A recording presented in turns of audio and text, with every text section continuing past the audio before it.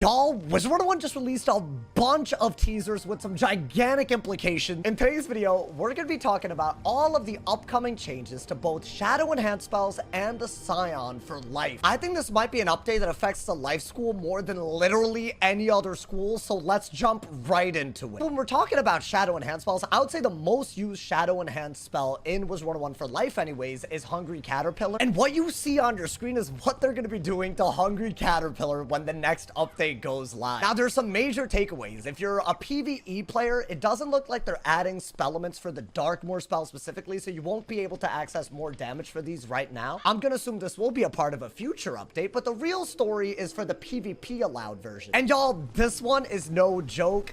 Compared to Live Realm, instead of 2 Shadow Pips and doing up to 900 damage, now we're looking at a 1 Shadow Pip spell, but it doesn't really do that much damage at all. We're looking at 390 damage, and the actual value of that second Shadow Pip that we've gotten used to using in PvP, it's been transferred almost entirely to the healing. Now, it's not just the fact that so much of the value of the Shad has been moved over to the utility. Now we're looking at a Hungry Caterpillar that doesn't just do 1 overtime heal, right? You see that, yes, it is 1,000 healing for 4 rounds, but it's in the form of 2 heal overtimes. That's what that 2 is. Now, what does this honestly mean? That means things that are more single removal oriented, like a singular heal swap like Gearhead, they're going to be a little bit less effective against Hungry. But double removes, right? We're talking about things like Triton, we're talking about Skeletal Pirate, and even weirder spells like Rainbow Serpent, which actually do even more, you know, punishing things when you have a double heal on the opponent that you're casting this on instead of a single. All of these are going to be better against a Shad like Hungry. It's not a single heal, it's a double heal. There are more liabilities involved. And while normally a spell with liabilities should also give you some sort of leverage, I would argue that life doesn't really have too much of a different way to use having 2 heals on yourself versus 1, right? You do have spells like Seraph that do a slight bit of extra damage if you have 1 heal on yourself, but the old Hungry already put the heal on yourself, so this spell isn't getting any better with a Shad that gives you 2 heals. I would argue the only spell that's functionally super different when you have 2 heals on yourself versus 1 is Gnomes. This gives you an extra heal per heal that you already have on yourself, which is very confusing. But basically, right, with Hungry right now, if you cast this spell would do 800 damage and give you 1 810 health heal. But with the new cat, if you were to do this, you would still get the 800 damage, you would get 2 810 heal. So really, this is just increasing the amount that you can heal using Shads rather than damage.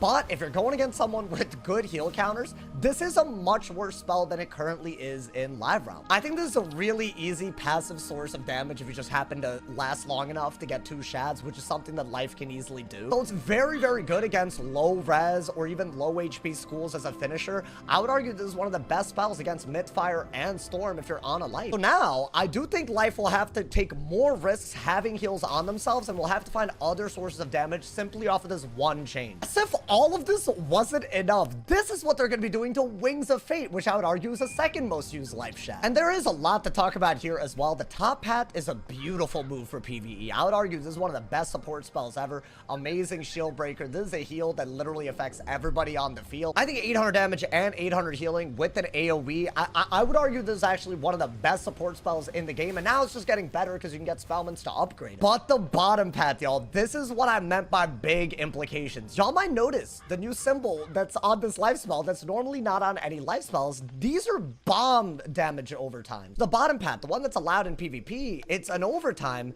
that, unlike regular overtimes on life right now, it's not going to hit every round. What this card is saying is this spell will hit for just a little bit, and then it'll put a bunch of dots on your opponent, put a bunch of heals on yourself, and while the heals will heal you every round, the damage overtimes will only actually do their damage after 4 rounds. That gives the opponent 4 rounds to literally remove the dot. It also completely reduces the ability of this spell to break shields every round. Now, is the actual spell bad when it comes to either damage or healing? No. Once again, we see a lot of the value of that Shad going towards healing. That makes heal counters much more punishing against a life that's using Shads for hits. But it also just clearly makes the recoverability of life even better if you choose to go this route. What I'm very, very curious about is this pattern, this change to 1 damage overtime they used to hit every round. This change going from that to a bomb damage overtime, is that going to apply to every life spell? That is the big question. Some of the most powerful spells in PvP right now are Burrowing Bane and Hunting Worm, and these are powerful because they can shield break every single round. Right, let's say someone has a shield and this is a bomb dot, right? If you were to use this, you couldn't just Goat Monk right out of it and get some more healing while doing damage. I'm gonna be honest, I think there's a lot of intuitive reasoning as to why they're making life have bomb dots. If you're unaware, y'all, this is something that Myth has had up to this point, right? If you look at certain Myth spells, you'll notice this bomb symbol on them already, and I think they were trying to go for something with the detonate ability of Myth. But if y'all didn't know, also, the two other damage overtime schools in Wizard101, other than life, which are Fire and Myth, they also have some innate shield countering ability. That's why you have spells like Fire King Art and Drop Bear on the Myth actually clearing shields while they're hitting. Life isn't actually supposed to naturally counter shields, so I think they're moving the bomb dot over to life so they can be more close to the identity of a school that isn't just punishing shields every single round, which is basically a free ability they had up to this point. This will be a massive change not only to Wings of Fate, but also to Burrowing Bane and Hunting Worm if they decide to be, like, you know, consistent with this. I am very curious about the fact that Hunting Worm still does break a shield before doing a dot.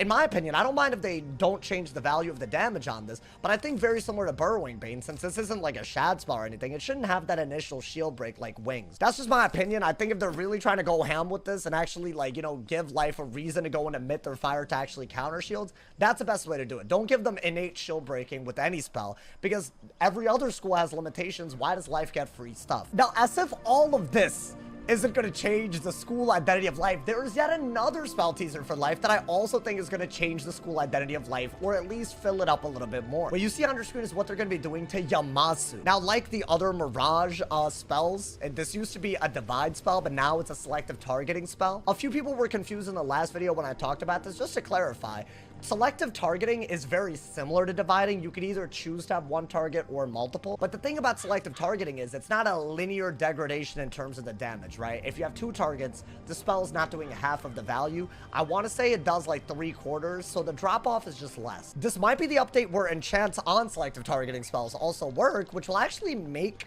having selective target spells in PvE a little bit better. This is just something that I think will be more usable than the original version of this spell. But outside of that, the bottom path for this spell is doing something for life that we haven't seen yet. You might be wondering what the spell does. It does a very, very minimal hit. It looks like it's kind of like you could use it more as a shield breaker than anything. That's how I see this being used. But the utility is ridiculous. It's a 45% damage aura for 4 rounds. Now, this is a continuation of what they've started to do as recently as just the Selenopolis update. Basically, they're trying to add more things outside of, I guess, the 3 major hanging effects that every school has. And I think it's safe to say that they've started with auras, right? And the aura schools, based on just the fact that a Starblade is Life, Death, and Storm, it's those 3 schools. And we have already seen auras for Life in Lab Realm, right? We have Sacred Charge, which is a very, very powerful hit, but it only gives a healing aura. We have the Fusion spell for Toilet and Devotion, which actually gives you a 6-round damage aura, but it's not a hit, right? We even have another heal that gives an aura, but this one is a healing aura for clearing traps. Out of all of those spells, we have yet to have a damage hit that gives you a damage aura, something that is a little bit more purely offense while giving you that aura. It looks like Yamasu is going to do that. This is a new thing for life. Extremely, extremely powerful. Keep in mind, obviously, as good as an aura is, people can clear it, and people can put just like a simple trap or infection or weakness aura over it. So it's not a foolproof 45% damage buff. I could see this being used in PvE, especially if you don't have a buff already, and the boss that you're fighting has a shield. This is going to be immaculate in PvP. I think it's going to be one of the most used shads, especially because bomb dots aren't as good, especially because healing might come with some liabilities, and so much of shad's values are now on healing. I think those 3 spell teasers are the ones that have the biggest implications for how life will play in PvP, also just the school identity of life. The other teasers aren't anything small either. What you see on your screen is Lord of Jungle. It looks like the 8-pip version of this, if you go the top path, is going to be one of the best hits that life has ever gotten for PvE. For reference, it does quite a bit more than Top Path Forest Lord, which means this is probably something that people will want to get spellmans for, just to have some sort of good offense along with the support that life normally comes with. And the bottom path of this spell, it is a gigantic hit and blade, and I love how big these blades are. It's 45 blades. As far as the pip cost of the spell, pretty pricey. I would argue 6 pips in a shad for very minimal damage. I would argue this is not as much of a shield break spell. If you're putting 6 pips and a shad into something, you're going to want to do damage while keeping your offense, I guess, with those blades. I'm not sure it's better than Luminous because it's 6 pips. I'll just say that for something that's that similar, and Luminous is like already a pretty solid hit, and it's not like it doesn't blade you, right? I do think a 45 blade, it might force your opponent into doing something like shielding, but now we might not get spells that break shields every round on a life. It might actually not be as easy to use blades on a life as it currently is. The next teaser is Grenadier. This one, y'all, I'm gonna keep it a stack. Not sure it'll get that much use. The top path is amazing. It's a 7-pip shad that will do a ton of damage. That part obviously is amazing. You can enchant this. It is probably your best single target shad hit because it's way better than Hungry because it's a 7-pip shad. While that part is really, really awesome, I don't think the bottom path is at all usable whatsoever. It's a very, very minimal hit. It's 5 pips in a shad for a very small amount of damage, and if you have heals on yourself, it'll activate them, meaning you'll get all the full value of that heal over time immediately with a slight 15% boost. I think it's already rare that you're gonna want to put 2 heals on yourself against any opponent. I know that sounds crazy, but normally the way you PvP as a life, you minimize how much copies of heal overtimes you have because the counters get a little too good, but you want to maximize the amount of healing that you have, right? So something that activates 2 heals, even though it's giving you a little bit of a boost, not as useful as you would think. I could see some people using this. I don't think it's going to see that much use. And finally, life side. It's continuing the thing that we've seen with Wings of Fate, which is really, really crazy because if this does happen to every other dot in as life, like if life admit, you know, trade bomb dots and damage overtime dots, right, that's gonna really, really affect the game. But I don't think Scion is functionally super different. It still does extra damage up front if you have 3 heals on yourself. It's very hard to get the 3 heals on yourself. The top path is still a monstrosity of a heal, which I actually really like that it's such a high support spell, and it can also heal your teammate. Basically, it's a 1500 damage shield. It also gives a heal over time to everyone on the field that's on your team, and it does double that if you have low HP. That's if you have below a quarter of your HP, it's an even bigger heal. It just rewards you for being support. I think it's an amazing spell. I can see challenging fights where max tiering this would be worth it. All in all, y'all, there are some gigantic takeaways from just these spell teasers. 1, it looks like for life anyways, the value of the shadow pip in the shadow enhanced spell is going to be much more towards the healing if there is healing involved. While that can be rewarding, it also increases your liability against people that pack heal counters that are just good against heals naturally. It looks like the active shield breaking every round that life has enjoyed up to this moment for free might be getting removed. It might be a slight life nerf. It might be a myth buff if Burrowing Bane and Hero of Chrysalis, for example, switch places. If a bomb dot becomes a damage overtime, the damage overtime becomes a bomb dot. And finally, while there are some nerfs, if you look at it, you know, just from the perspective of those spells, it looks like life is getting a little bit more aura identity that we've never seen before. So they will have more offense in some areas where they didn't before. Hopefully y'all enjoyed the breakdown of these teasers. I think life is going to play very, very differently. Right now, a lot of people think it's OP in PvP, so I don't mind that it's maybe scaled back a little bit. We'll see what happens to Burrowing Bane and Hunting Worm before we jump to conclusions. We'll also have to look at every other spell because who knows, life might still come out on top after all of this. Let me know y'all's thoughts on this. Drop a like if you enjoyed. I hope you guys enjoyed the detailed breakdown. Stay awesome, y'all. See y'all soon. And yeah.